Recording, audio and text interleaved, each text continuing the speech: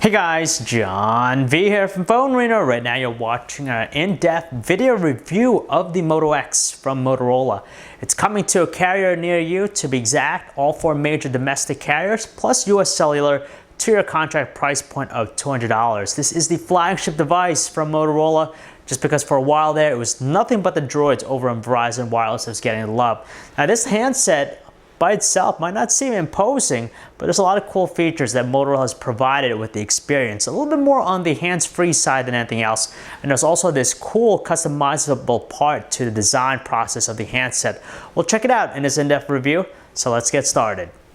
At first glance, looking at the Moto X, it doesn't have a design that's regarded as striking. Instead, it's very humble and modest. Now, the handset itself is constructed out of this composite material, so it's plastic. Gives it a nice lightweight feel in the hand, but better yet is the ergonomic feel, just because the rear casing is curved. So when you hold it, it just makes for a very natural feel in the hand. And on top of that, the rubbery finish of the back casing definitely gives it a very nice clean look at all times. And the pattern on there itself is pretty attractive. Yeah, the dimple there for the Motorola logo. But aside from that, it's pretty much a generic looking smartphone. Now, there are two things that really catch their attention with the Moto X. First and foremost is just the overall size. It's pretty compact and form-fitting for a device featuring a 4.7-inch display. You could see the size difference between it and an HTC One X. They both feature 4.7-inch displays, but you can see just the disparity in overall size. It's just more comfortable to actually hold on to the Moto X. Secondly, you have the custom design process with the Moto X. It's not something we've seen before, so it's very intriguing, just because through the aid of Moto Maker, which is Motorola's online web portal for the Moto X, you could actually custom make your own Moto X. So you could choose a bunch of different things, from the type of pattern of the rear casing, the color, the front color itself, even other secondary things like the accents on the device, the ring around the camera lens, and even the power and volume controls. You could choose colors for them. On top of that, you can also complement the handset with various color matching accessories like headphones and even cases, so that it gives you a fine level of control that we haven't seen with the design process. It's all assembled here in the US, Fort Worth, Dallas, and as long as the materials are readily available, it only takes roughly 4 days for it to get to be shipped out. And right now, though, it's only exclusive to AT&T, but we really hope that they come out with this feature with other carriers as well. From a spec standpoint, the display here is hardly imposing. It's a 4.7-inch 720p AMOLED display, so it doesn't really quite match the same 1080p goodness that we find on other handsets, but regardless of that, it's still effective enough for most things. For example, fine details in the web browser. It's not that much of a problem. You could always pinch zoom, so it's still crisp, and seeing that it is an AMOLED panel, it has all the qualities that we like about it. For starters, you have that showroom wow factor with its rich and vibrant color reproduction. A lot more on the saturated side, of course. You get that deep black color, great viewing angles. Hence, outdoor visibility is okay. It still definitely requires you to shield it away from the sun. But the other thing that's really unique is that it's almost edge to edge. You can see how much they minimize the bezel between on the sides here. So that's what makes the handset so form-fitting in size. Sporting a clean facade, we don't find any capacitor buttons below the display. The only thing we see there is just the microphone itself. Meanwhile, above the display, you have the earpiece, the light and proximity sensors, and of course, the front-facing 2-megapixel camera. Taking a peek around the handset's trim, we have both the dedicated power button and the volume control on the right edge of the phone.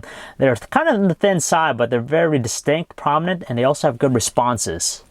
On the left edge, we just have the slot for the nano SIM card. You need to use the included SIM removable tool to take it out. Both the 3.5mm headset jack and the noise cancellation microphone are located on the top edge, while the micro USB port for charging data connectivity is found on the bottom edge of the phone.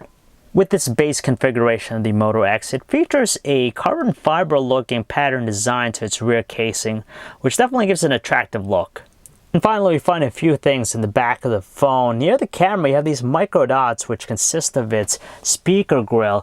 You have the 10-megapixel clear pixel camera in the back, which features an f2.4 aperture lens, the ability to shoot 1080p videos, and also an LED flash. With its closed design and all, there's actually no access to the handset's internal battery and doesn't feature any expandable storage. So you're going to have to be very cautious about using up its 16 or 32 gigabytes of memory. Luckily though, with the purchase of the handset, you're going to get 50 gigabytes of storage via Google Drive. For the most part, the Moto X is running a mostly stock Android 4.2.2 Jelly Bean experience, but it really isn't vanilla Android here. You could see the app panel. It's just like stock Android. If you'll check out the notifications section, similar again. You have all the connectivity features that we'd have with stock Android. But upon checking out the camera application, you'll notice right away that it isn't stock Android, just because the UI is a little bit different. Regardless of that, it still has all the stuff you'd expect with Android. Deep personalization thanks to the trove of widgets that are available to you. Very useful. But Motorola has some unique enhancements that differentiates this device from other handsets out there. First, we're going to talk about the new touchless control feature with the Moto X experience. Now, it's worth mentioning that it's also going to come to the Motorola Droid line over in Verizon, but essentially it relies on Google Now to perform a bunch of different functions, and it's all done via voice. You have to train the handset first to actually recognize your voice, and once you say the key phrase, it's automatically going to launch the service. So I'm going to do it right now here. Okay, Google Now. So basically, if the phone is locked, sleep mode, or at any time you say that key phrase, it's going to automatically launch the service. Now, you might have to say it several times if you're in a noisy environment, but it still will recognize your voice versus someone else saying it. So at its core, touchless control tries to provide us with a hands-free experience. For the most part, it works well, but there are some occasions too where you actually have to interact with the device. So it's not totally reliant on just voice alone. So I'm going to do a bunch of different stuff just to show you the capabilities. Okay, Google Now, what's the weather like? It's 73 degrees and clear in Jersey City. Okay, Google Now, what's the weather like in New York?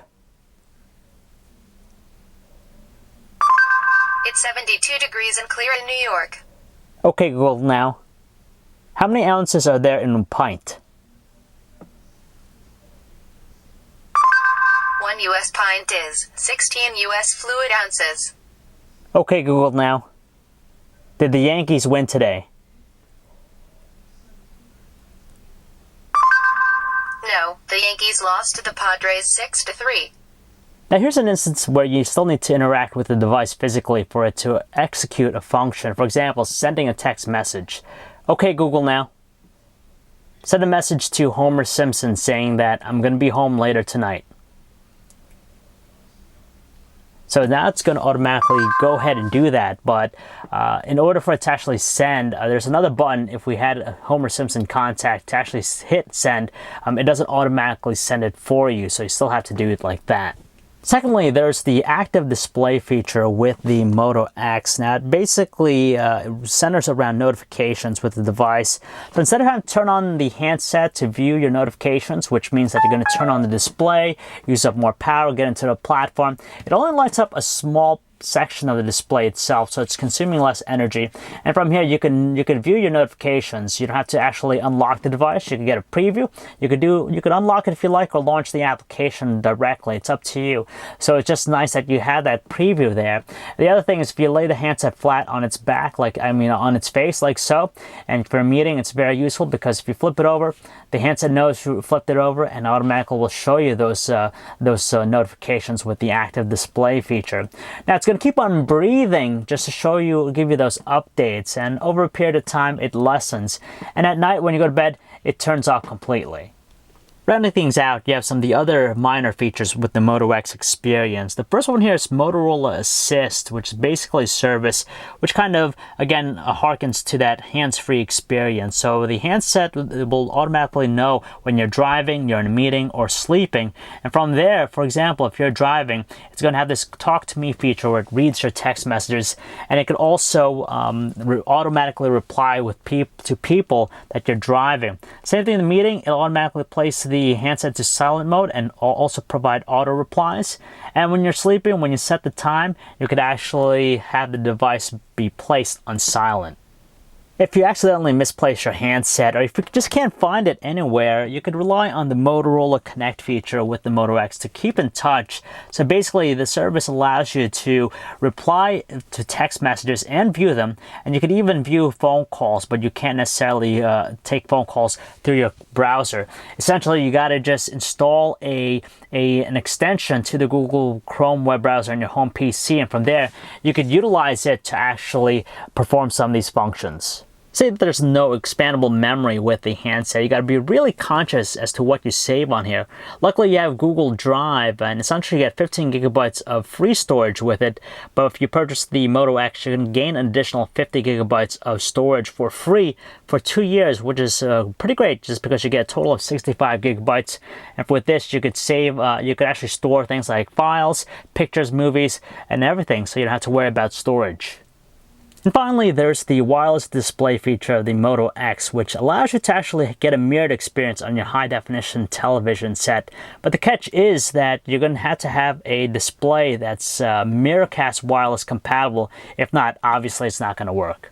Typically with flagship Android devices, we tend to see them packing some beefy specs like quad-core processors, and normally you would need something immense like that to actually have a phenomenal performance, but that's no longer the case, just because the Moto X proves to us that the specs don't really matter anymore. It's actually utilizing Motorola's own X8 mobile computing system, which is a dual-core processor at heart, a 1.7 gigahertz dual-core Qualcomm Snapdragon S4 Pro processor with 2 gigabytes of RAM, which is complemented by its natural language processor and a contextual computing processor. And honestly, this thing moves really fast, super snappy. It handles pretty much the same tasks we'd do on any other flagship device with the same ease and finesse. So whether it be basic operations to more complex things like games, some graphically intensive things, even with a live wallpaper, the handset handles with a lot of ease, and you could tell it doesn't really stutter in performance. With the large 4.7-inch display here with the Moto X, it provides for a very comforting typing experience with the on-screen keyboard. It's spacious with its layout, super responsive, and of course we have access to some numbers directly from the main layout.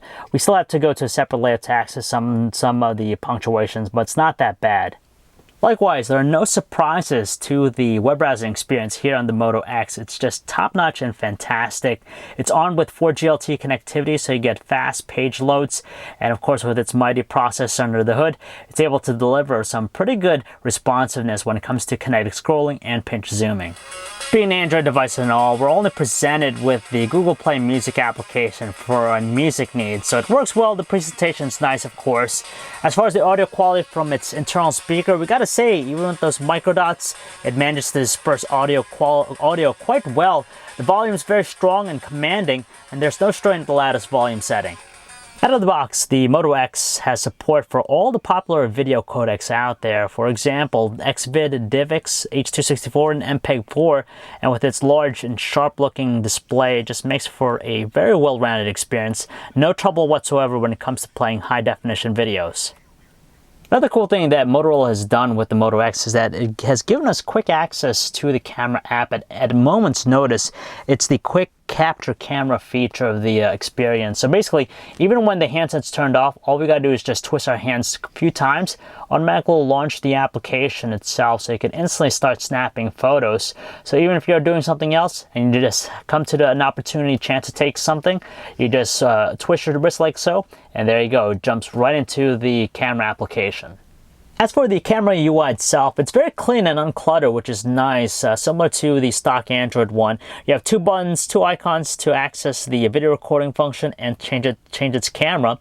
If you swipe to the right, you gain access to this wheel here, which allows you to modify some of the settings. You have HDR mode, select the flash settings. You could use touch focus if you want, just because by default it has continuous autofocus. Slow motion mode, video recording. You have panoramic, turn on geotagging, the snapshot sound, and the shake feature. If you swipe to the left, of course you're going to jump right into the gallery so you could preview your shots.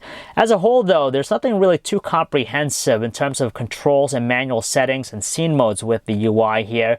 So it's lacking with that, but that's the beauty about it. Motorola's simply going towards the simplicity route. So essentially, it's all about just taking the photos at the right time. Armed with a fancy term clear pixel camera, 10 megapixels in size to be exact, it's basically an RGBC sensor where the C in it stands for clear. It can collect up to 75% more light than your traditional RGB Bayer sensor. So as far as the overall results, we're pleased, but nothing really extraordinary compared to the competition. It doesn't really blow away devices like the Samsung Galaxy S4, the iPhone 5, and the Lumia 1020. But we're pleased by the results. It's more than adequate for 4x6 shots as long as you take the photos outdoors where there's plenty of lighting. Photos come out sharp looking, and it's nice to see that the color reproduction's on the natural side, and it handles dynamic range fairly well. It doesn't really over or underexpose certain elements. It's only in lower lighting that we see some of the discrepancies. It really takes a dip. For starters, there's more noise in the shots, and on top of that, the details become more speckled than anything else. The LED flash is nice, but it tends to cast a warmer tone. Moreover, we could say the same thing about its 1080p video recording quality. It's pretty much average. As long as you're outdoors with plenty of lighting, the results are going to be pleasing. But indoors, lower lighting, again, you see the same elements as before, just a lot more noise. And the frame rate drops to 24 frames per second as opposed to 30 frames when there's plenty of lighting. We do see instances of artifacting when you're panning very quickly. It's very minor, but still noticeable. And the other thing worth noting is that audio recording is a little bit on the distorted side, and it takes a little bit of time to actually focus on objects that become closer to the camera. We're neither impressed or disappointed with the handset's call quality, so essentially it's average. The biggest thing here is just with the earpiece and through the speakerphone, voices tend to have a little bit of robotic tone. Our callers fared better on their end just because they agreed to more crisp and distinct tones. Stuffed inside the Moto X, there's a 2200 milliamp hour battery which provides us easily with a solid day of normal usage, so you can get 24 hours out of it. But if you're a power user, you'll get by 8 hours no problem, but you're probably going to want to recharge it right after that. The Motorola X is a very interesting venture for Motorola. It's their flagship device. Now, the cool thing is that it's going to be available with all 4 major wireless carriers in the US, which is the first time we're seeing that, just because in the past it was only Verizon that received Motorola's love, but now it's coming to T-Mobile, Sprint, AT&T, and Verizon. In addition to that too, you can get US Cellular, so it's great for a fantastic device. It's going to get a lot of reach. Now, the handset's going to be sporting a 2-year on-contract price point of $200. Now, some people are a little bit on the fence with that, just because when you look at the specs, it's nothing really awe-inspiring or close to what we see already with other flagship devices like the HTC One and the Galaxy S4, and some people argue that it's more of a mid-range device. That's not necessarily the case, just because it's redefining what it means to be a high-end flagship device. You no longer need all those killer specs to have a fantastic, well-rounded experience. Motorola opts for a more simplified approach with the Moto X experience, and that's what we see with its touchless control feature, the Motorola Connect, the quick capture camera feature, and just a host of other things. It might not be the most comprehensive feature set compared to other devices out there, but it works, and it's a good starting point for Motorola. And of course, there's the customizable aspect, which we don't see with smartphones in general. It's nice that it's available for this device, so you can choose pretty much everything when it comes to the design process of the handset, but we're still hoping to see it being rolled out to other carriers in addition to AT&T from the onset. So it's a great offering. I wouldn't say it's mind-blowing. Some enthusiasts will definitely be pleased by it. If you're pretty much looking for a high-end device, you might still want to think about some of the other devices in the space. So if you'd like to learn more about the Moto X, guys, you could check out our website, PhoneArena.com. This is John V. Thanks for watching.